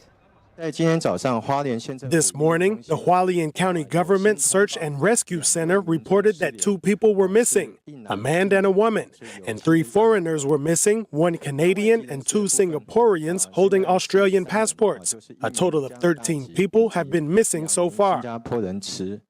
Drone footage shows the devastation in the national park. Rescuers face the threat of further landslides as they search for the missing. And in the urban areas of Hualien, authorities have begun demolishing a severely damaged building. The city government is in contact with residents to arrange how to retrieve valuables from the building during or after demolition. The mayor of Hualien City said that reconstruction will rely on charitable donations. Treasury Secretary Janet Yellen is in China. She delivered a tough message to Chinese officials saying they're producing too much of everything, and it's a problem for the whole world. And this includes the issue of China's industrial overcapacity, which the United States and other countries are concerned can cause global spillovers. Amid weak demand at home and fueled by government support, China has unleashed a flood of cheap goods onto the global market. That has prices for many goods tumbling, putting pressure on producers in other countries. Yellen identified electric vehicles and solar panels as among areas of concern. In talks with a regional governor, Yellen also expressed her confidence in Chinese economic potential. However, more and more foreign companies are leaving China. How safe is the power grid in the U.S.? The electrical networks are becoming more susceptible to cyber attacks, according to a regulator. Wars and the upcoming presidential election add to the pressure. The weak spots in the U.S. grid grew almost 10% last year compared to the year before, with about 60 more per day.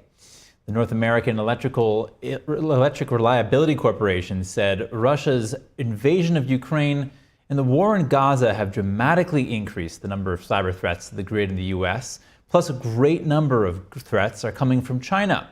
The regulator also expects that in the upcoming U.S. presidential election, the probability of attacks on the grid will also rise.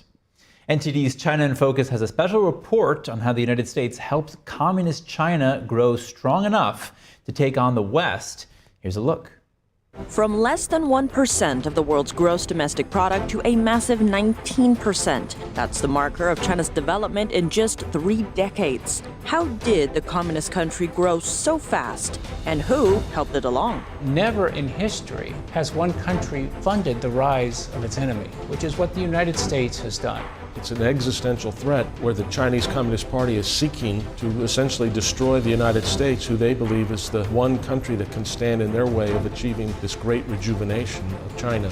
Across the board, you can pick a topic and you can see the pernicious influence of the Chinese Communist Party. And we're in this Cold War situation, this period of intense security competition that we must now resolve.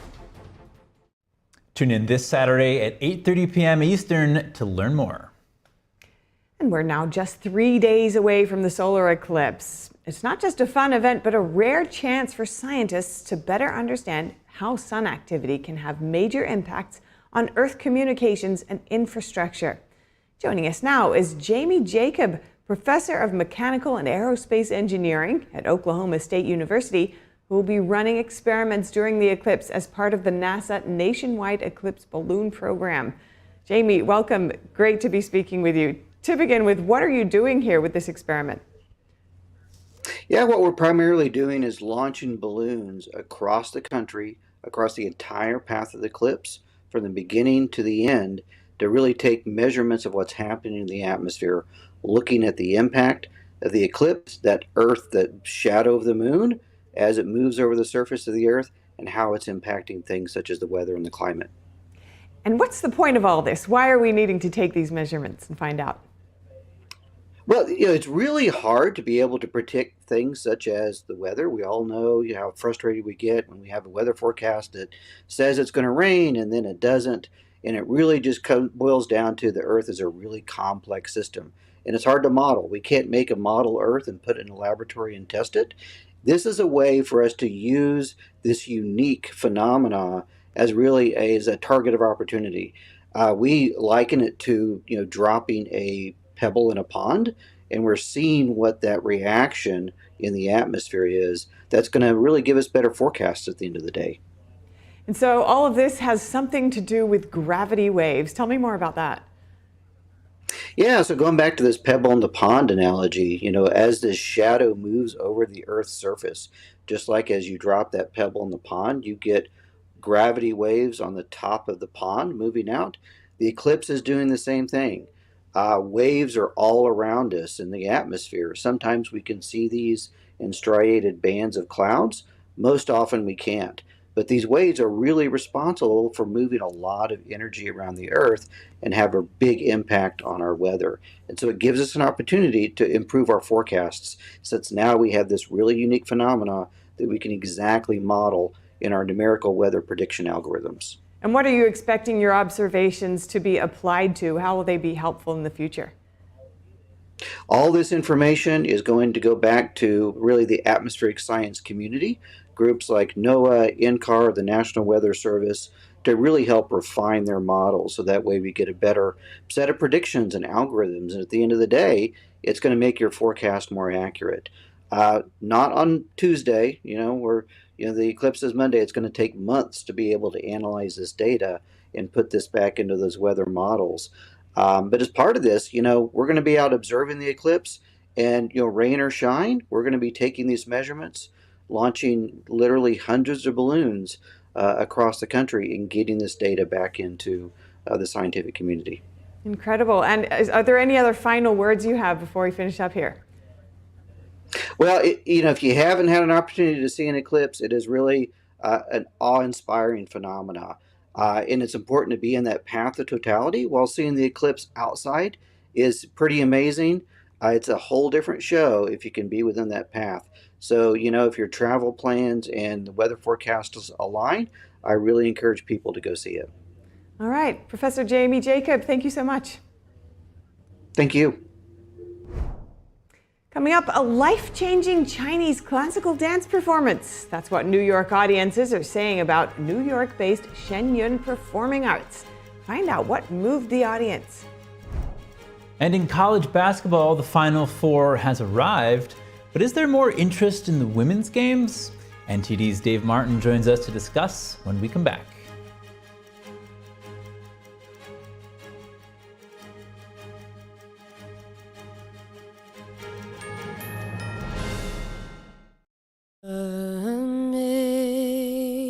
Amazing grace, how sweet the sound that saved a wretch like me. I once was lost, but now I'm found. Was blind, but now I see. They're just kids. Hungry, homeless, and vulnerable. Abused kids often feel safer on the street. Now, more than ever, that's the most dangerous place of all. Covenant House is rescuing and protecting kids during this COVID-19 crisis. We're providing safe shelter to thousands, but the need is overwhelming, and no child is ever turned away. Please call or go online now with your gift of $19 a month to help a homeless child. You'll provide safe shelter, hot meals, and medical care. Your gift will show our kids they're loved. Homeless kids are afraid and alone, with nowhere else to turn. You want to know that there's somewhere you can go that's safe. So the Covenant House did that for us. Please call now. With your gift of $19 a month, we'll send you this soft, comforting blanket to show you're helping our kids. Please don't wait. In our national crisis, your gift is the lifeline a child needs. Please call or go online to safeplacetosleep.org now. Thank you for saving precious lives. The biggest investigation in FBI history. There are more than 1,100 arrests. I sacrificed my dream job to share this information with the American people. Those involved must be held accountable. He's an innocent man. It's going to change narratives no matter what your political perspective is.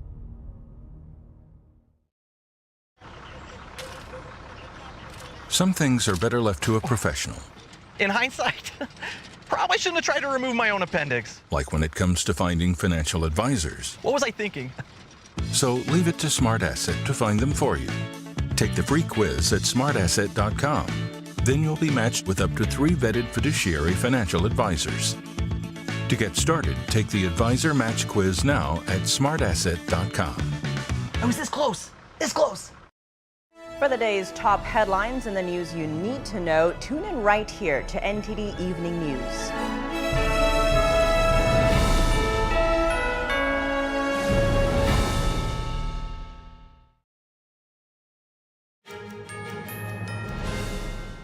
Welcome back. Audience members in New York are touched by Shen Performing Arts. They call it a performance that speaks directly to your soul. Let's hear what theatergoers at the Lincoln Center have to say about why it's so moving. Shen Performing Arts brought audiences in New York City on a journey through ancient China at the David H. Koch Theater at Lincoln Center yesterday. Audience members applauded Shen artistry. The colors were magnificent, the dancing was beyond belief, the athleticism was just mind-blowing. It is absolutely phenomenal. You can see the hearts of the performers in every single performance, and the spirituality just speaks to me so greatly, so deeply. It connects everyone, and I think that's one of the things I love most about Shen Yun. Shen Yun's mission is to revive 5,000 years of traditional Chinese culture and showcase that through classical Chinese dance and music.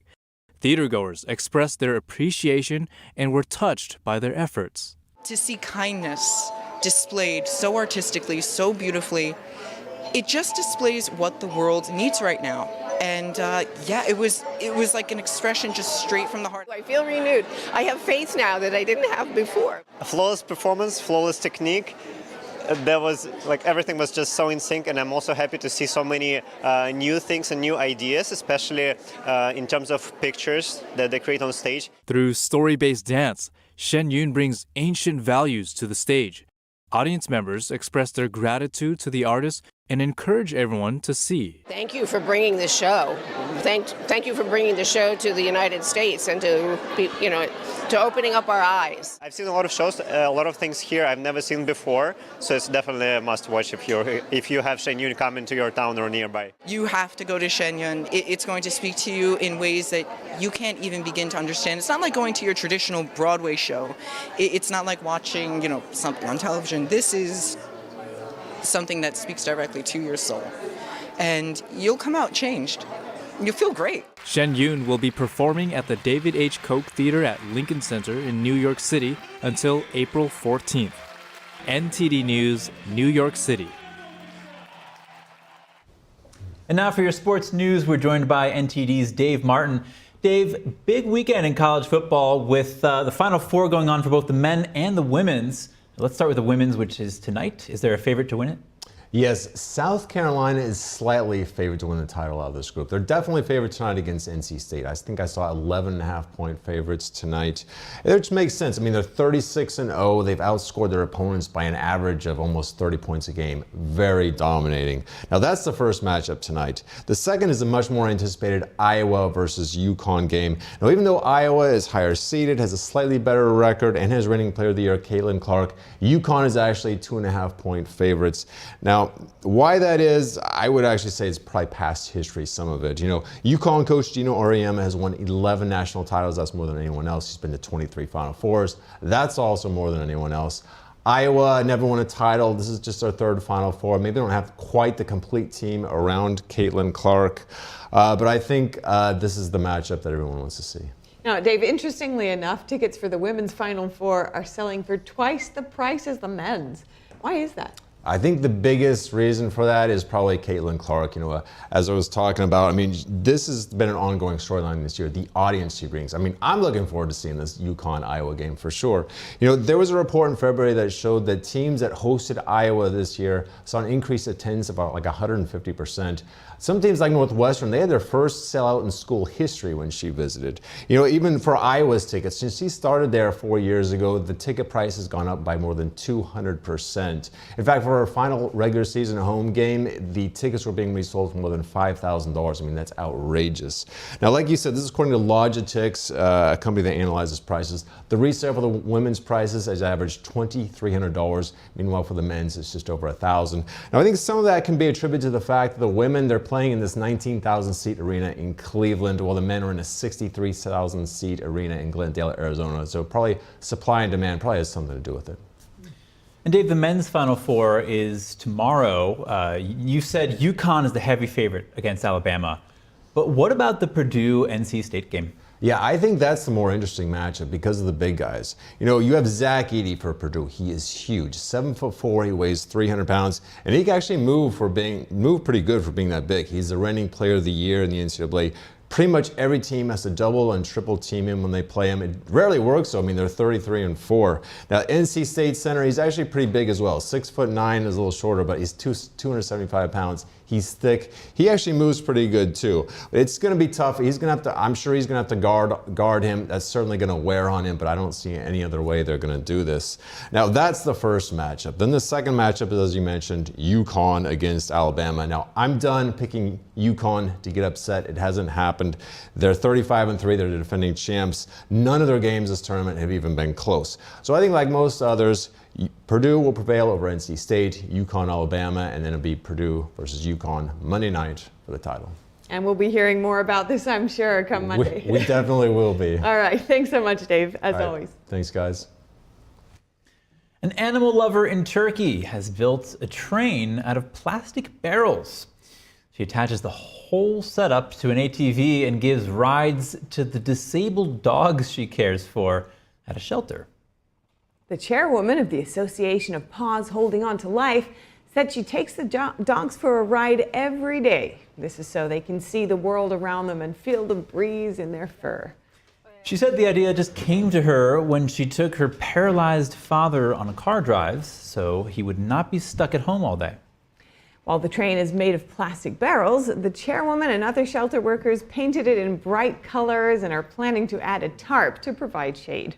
She said the shelter currently cares for 560 animals, including 300 who are disabled. All were rescued from the streets where they were often abused or hurt. What a sweet story. That's all for today's news. Thank you so much for watching. And don't forget that starting next Monday, April 8th, NTD News Today will switch to a 3-hour newscast. So tune in from 10 a.m. to 1 p.m. Eastern Time for more stories. For round-the-clock original news coverage, visit us at ntd.com or download our NTD app.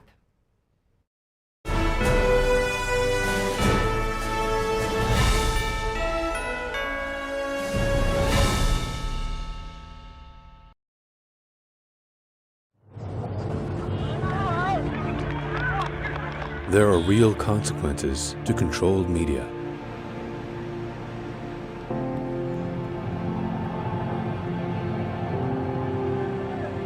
And NTD's founders know them firsthand.